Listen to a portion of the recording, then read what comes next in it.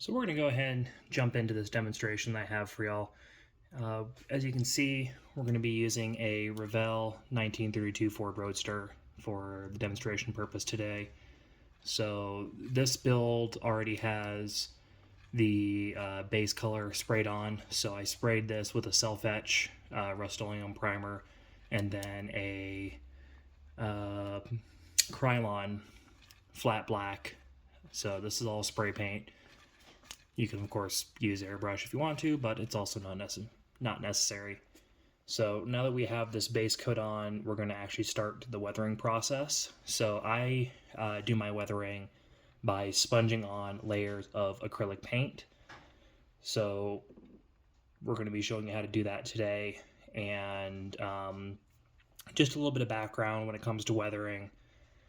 It really helps to know how the car that you're working on weathers, and you can also kind of use it to tell a bit of a story. So in this case, this is going to be a California car. It's going to be built to be kind of a 1950s, maybe late 40s style racer.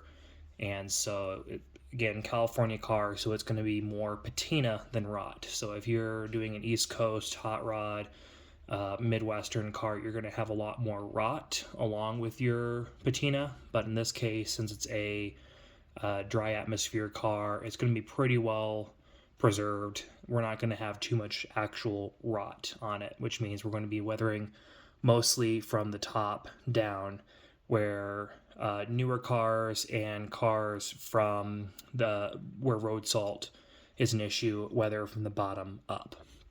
So that being said, it's a little hard to find good reference photos for 32s with decent patina. These cars are coming in at over 80 years old now.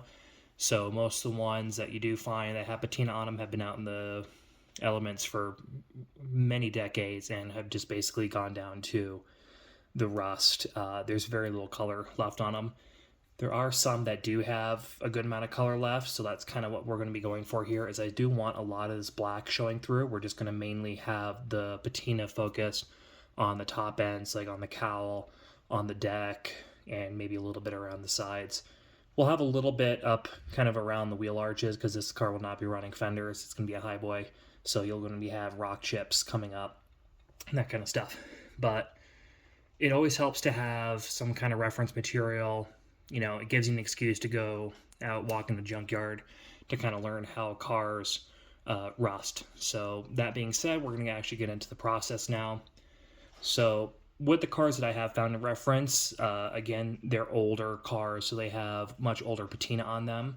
So we're going to be going with more dark colors. So we're going to be starting with a base coat of kind of a medium rust. So I'm going to be using Vallejo or Vallejo, however you pronounce it, paints for the most part on this car, but any acrylics should be fine. It's just whether or not you can get the colors that you want. So I have this Panzer Aces. It's a nice kind of medium rust. Unfortunately, the color has faded off, so I don't know what it's called, but yeah, it should be like right there, but it's all faded. And then, so that'll be our base layer of rust. And then on top of it, we're going to be using the Vallejo model color. This is the flat brown, and that'll give us our darker color. So this color, or this patina, will be actually darkening as it gets higher on the car, if that makes sense. Or, yeah. So some cars, the patina gets lighter, and in some cars, the patina gets darker.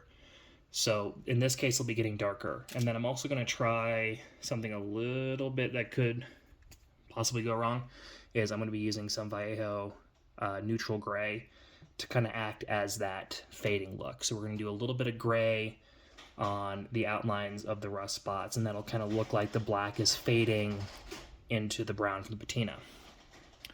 So as for the application of the patina, I'm going to be using makeup sponges.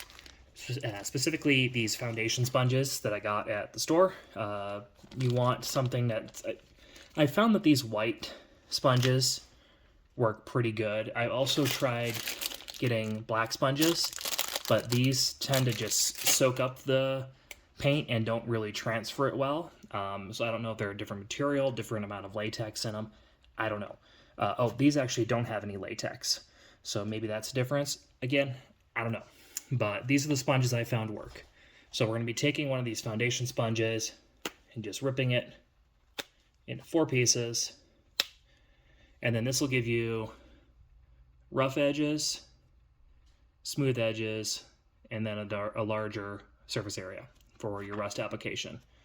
And then just outside of the camera, what you're missing is I have a scrap piece of plastic that I use to put my paint in. So as you can see here, with some builds I have used a lighter orange for the patina, but since this is an older car, it's not going to have a lot of fresh rust on it, so we're not going to be doing that. We're going to be doing this medium brown here in the middle, and then this dark brown here on the right. And then I also have my vintage paper towel that I've used to dab paint on. So I'll be showing a little bit of that just to kind of show how the process works. So we're going to go ahead and zoom out.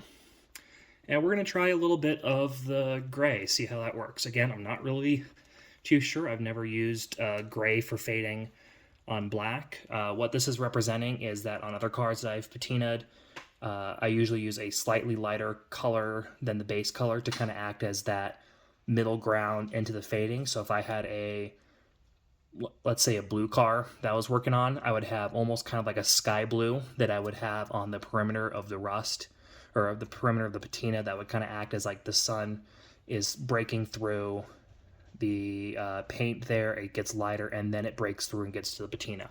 So we're going to be trying that with the gray. I've never done this on a black car, so this could be a bit of a gamble. But we're going to go ahead and get started. So I've just put some of my paint in there. I'm going to grab a sponge, and then what I do is I just dip it in there, get a little paint on there, get most of it off on the paper towel, and then you're going to find the areas that you want the rust. We're going to start here on the cowl and just start applying it. I'm going to zoom you in here again.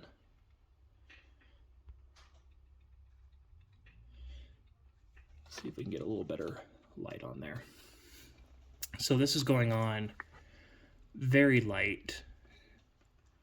And we're just going to go over this area. So again, this car will be seeing a lot of its patina here on the top because that's where the sun is hitting it. So got some more gray paint. Oh, that's completely blocking the camera. And we're going. That went on a little heavy. It's also a little hard doing this from a different angle so that you get the better angle than I do. So we're going to go ahead and fast forward through here.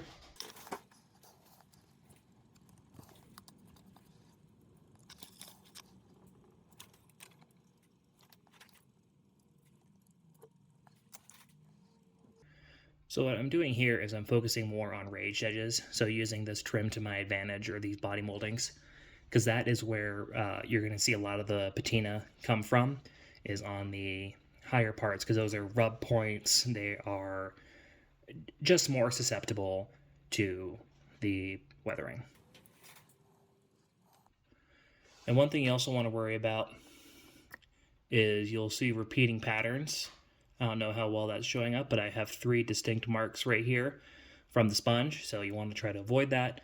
Rust is not very uniform. Rust is not very symmetrical.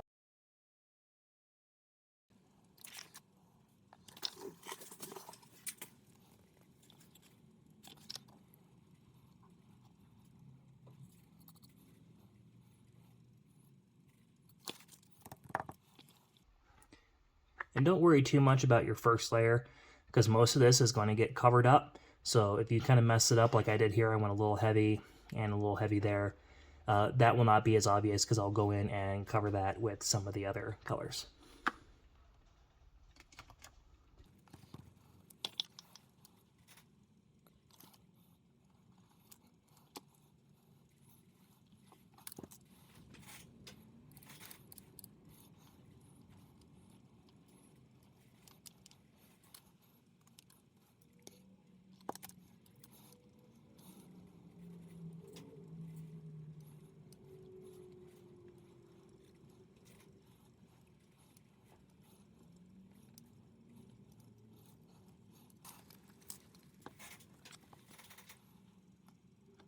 You also want to be very light. I'm basically just kind of bouncing the sponge off. I'm not like pressing it on. So I'm just letting the light force of the tapping be what transfers the paint, and that's how you get the sponge texture to come through.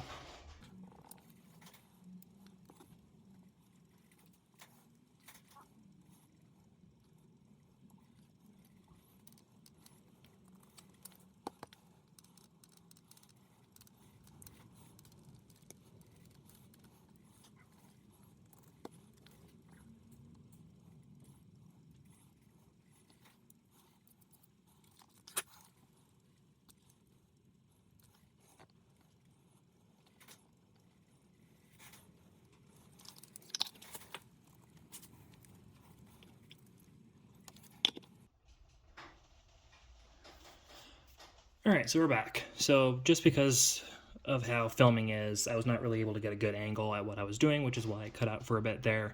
I didn't want to ruin this build by not having a good view of what I was doing.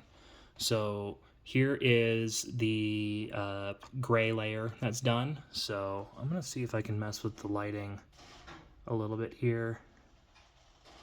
Hopefully you get to show up just because it's gray on black. But you can probably subtly see, there we go, that should help, that we got some fading around where the fender would have lined up. Got some fading underneath the door handle. So another thing to think about when you're weathering a car is where water runs.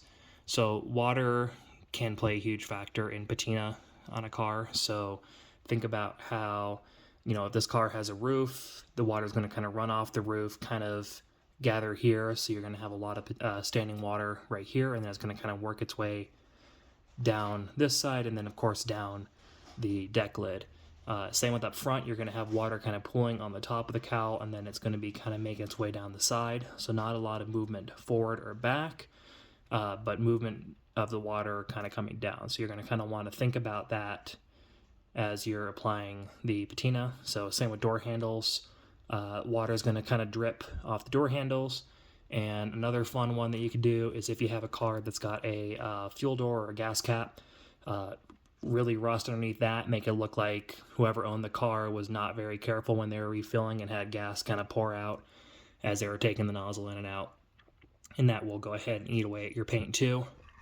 So I also did a lot on the firewall. This car's going to have a hood but no hood sides.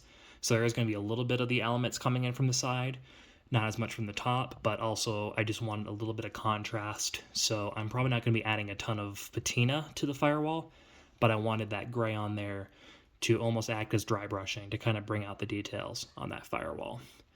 So that is the gray coat done, and now this is where it's going to start getting interesting because we're going to go ahead with our medium rust color, and we're going to focus on the areas that we applied the gray, and so kind of work our way in. So if we have, you know, where's a good rust spot that you can see? Here. We'll do it, okay, you see these two spots right here, and the door handle that are a bit more light. So I'm going to leave the outline of the gray in this area, and then I'm going to be working in. So we're going to do the medium gray just to the inside of that, and then we'll finalize with the dark, or the medium rust to the inside of that, and then the dark rust even more in. So you're kind of creating like an ombre or a just a fade using the color. So again, this is where it starts to get interesting because we're going to be adding color to it. So we're going to be taking a clean sponge, clean corner of a sponge, dipping it in our medium rust, getting most of the paint off, and then find a spot like right here. And we're going to be lightly applying the rust, keeping track of where the gray is so that you don't cover it all up. You want some of it exposed. You just want it to almost act as a boundary to where you're painting. And we're going to go ahead and do that for most of the car. So I'm going to cut out again, and I'll show you what it looks like when we get the medium brown on. So we're back after the second coat using the medium brown And I don't know if I've mentioned this yet, but I do want to apologize for the absolute mess that my workbench is currently in. I don't have enough time to build, let alone time to clean the bench, so that's just kind of how it's looking at the moment. So as you can see, this is the phase where we started to get a little bit of color on there. So let's see if I can take it up to stand, especially on the top. You know, that's where a lot of the weather, where all the sun is going to be hitting it.